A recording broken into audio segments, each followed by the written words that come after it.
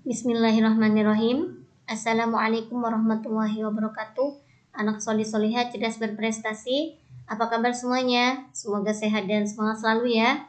Sudah siap belajar? Sebelum kita belajar, usahakan kita semua punya wudhu ya. Kemudian kita membaca doa terlebih dahulu. Siapkan buku paket, LKS, dan referensi lainnya. Juga buku tulis dan alat tulisnya. Bismillahirrahmanirrahim. Mari kita mulai. Oke, materi kita pada pertemuan kali ini, kita sudah masuk pada bab 2 ya, tentang betapa indahnya ujian dan cobaanku. Kelas 12 semester ganjil. Kompetensi dasar kita 3.2 adalah memahami ayat Al-Quran dan hadis tentang ujian dan cobaan. Quran Surah Al-Baqarah ayat 155 sampai 157 dan Ali Imran ayat 186. Kemudian 4.2 mendemonstrasikan hafalan dan arti perkata ayat Al-Quran dan hadis tentang ujian dan cobaan. Al-Baqarah 155 sampai 157 dan Ali Imran 186. Tujuan pembelajaran kita, setelah kalian semuanya mendapatkan materi, diharapkan mampu untuk memahami ayat Al-Quran dan hadis tentang ujian dan cobaan, juga mendemonstrasikan hafalan dan arti perkata ayat-ayat Al-Quran, yang mana ayat tersebut adalah surah Al-Baqarah ayat 155 sampai 157 dan Ali Imran 186. Oke, sebelum kita masuk pada materi, mari sejenak kita merenungkan ya. Sesungguhnya Allah akan menguji kaum muslimin dengan berbagai ketakutan, kelaparan, kekurangan harta, jiwa dan buah-buahan. Kemudian dengan ujian ini, kaum muslimin ini diharapkan menjadi umat yang kuat mentalnya, umat yang mempunyai keyakinan yang kokoh, jiwa yang tabah dan tahan uji, ya. Jadi sebenarnya di setiap ujian dan cobaan yang Allah berikan kepada kita ini akan selalu bernilai anugerah, bila mana manusianya menerimanya dengan sabar dan ikhlas serta bersyukur tentunya, ya. Seperti misalnya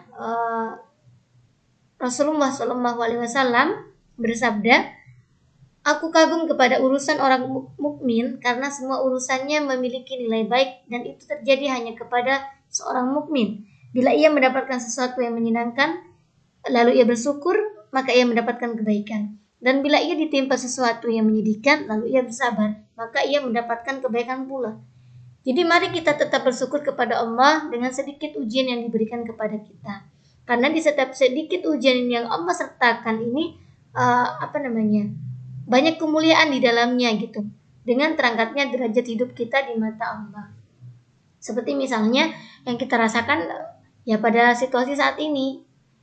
Ada wabah, kemudian juga berimbas kepada perekonomian, aktivitas pendidikan, terutama juga kesehatan. Ya, kalau kita berprasangka baik, ya insya Allah lah ada hikmah, ada kebaikan di setiap kejadian yang menimpa kita. Setiap takdir yang Allah tetapkan untuk kita itu pasti mengandung hikmah, mengandung manfaat yang mungkin tidak kita sadari, atau mungkin kita baru sadar ketika sudah beberapa waktu kemudian, ya. Jadi harus senantiasa ikhlas, sabar, tabah, dan bersyukur. Kemudian mari kita amati, ya ini beberapa ujian, ada musibah, ada ujian ekonomi, ya, kemiskinan misalnya atau kekurangan. Kemudian untuk konsep sabar itu sendiri, ya, konsep sabar itu di sini ada sabar dalam musibah, kemudian sabar dalam maksiat, dan sabar dalam ibadah. Apa sabar musibah? Jadi mampu bertahan dengan sikap rela dan optimisme untuk kembali bangkit. Jadi ketika kita diberikan musibah, bencana atau penyakit, ya, ataupun kekurangan, jadi kita harus selalu ya bersyukur, tetap semangat, tetap berusaha, tetap berdoa, ya, atau yakin ada hikmah di balik semuanya. Kemudian ada sabar atas maksiat, tidak mengikuti atau melakukan sesuatu yang melanggar aturan atau norma agama, ya.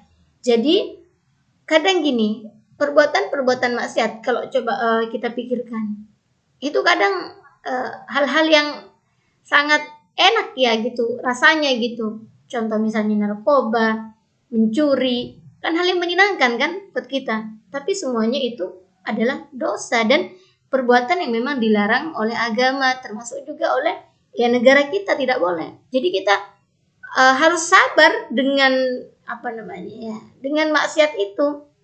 Mampu nggak kita melewati ataupun kita menginginkan melakukan sesuatu yang tidak boleh oleh agama atau negara, kemudian kita lakukan, berarti kita tidak sabar. Ya. Tapi kalau kita berhasil melewati itu semua, berarti kita termasuk orang-orang yang sabar atas maksiat itu. Kemudian yang ketiga, ada sabar dalam ibadah, mengikuti proses atau alur sebuah peristiwa atau masalah yang dihadapi. Kemudian misalnya sholat ataupun puasa, ya kita harus sabar. Ya, sabar dengan ibadah itu. Lapar misalnya ya. Tapi di balik lapar itu ada buah manis ya. Ada balasan kebaikan, tercatat ibadah, pahala insya Allah. Kalau kita menjalani semua itu dengan sabar, dengan ikhlas dan semata-mata karena ridho Allah, bukan karena yang lain. Oke. Kita masuk pada pembahasan Al-Baqarah ya. Di sini Al-Baqarah ayat 155 sampai 157. Untuk bacaan ayatnya, Ibu akan kirimkan recorder beserta dengan ayatnya yang tampil di situ biar kalian bisa menyimak dan mendengarkan kemudian mempraktekkan ya. Al-Baqarah 155 yang artinya adalah dan sungguh akan kami berikan cobaan kepadamu dengan sedikit ketakutan, kelaparan, kekurangan harta, jiwa dan buah-buahan, dan berikanlah berita gembira kepada orang-orang yang sabar. Kemudian di ayat 156-nya yaitu orang-orang yang apabila ditimpa musibah mereka mengucapkan innalillahi wa inna ilaihi raji'un. Jadi innalillahi wa inna ilaihi raji'un itu bukan hanya ketika misalnya ada orang yang wafat atau meninggal, tapi ketika misalnya kita ditimpa musibah ya, innalillahi wa inna ilaihi raji'un. Artinya apa? Yaitu pernyataan kembali kepada Allah gitu. Jadi apapun yang ada di dunia ini ataupun yang ditakdirkan oleh Allah, yaitu pada akhirnya ataupun orang-orang yang hidup atau harta yang kita miliki, ya pada akhirnya akan kembali kepada Allah gitu. Ya. Kemudian yang 157-nya, mereka itulah yang mendapat keberkahan, yang itulah orang-orang yang mendapat petunjuk. Kalau kita sabar dengan semua ujian, maka insya Allah kita akan mendapat keberkahan atau keberkatan ya, yang akan kita terima seperti itu. Ya, coba kita lihat, kita renungkan. Banjir, longsor misalnya ya, gempa, tsunami ya seperti yang terjadi beberapa waktu lalu ya di wilayah-wilayah itu. Jadi sesungguhnya Allah itu akan menguji kaum muslimin dengan berbagai ketakutan, kelaparan, kekurangan harta, jiwa dan buah-buahan. Ya, dengan ujian ini kaum muslimin ini menjadi umat yang kuat mentalnya, umat yang mempunyai keyakinan yang kokoh, jiwa yang tabah dan tahan uji. Ya. Di sini ada beberapa istilah, ada musibah, ada bala, ada azab, ada iqab dan ada fitnah. Selanjutnya adalah ya, kita akan menjelaskan macam-macam ujian. Tetapi untuk macam-macam ujian ini Ibu akan jelaskan di video berikutnya. Ya, jadi itu untuk Al-Baqarah ayat 155, 156 dan 157. Semoga bisa mengambil hikmah. Salam sehat, berkah, bahagia, sukses dan semangat. Assalamualaikum warahmatullahi wabarakatuh.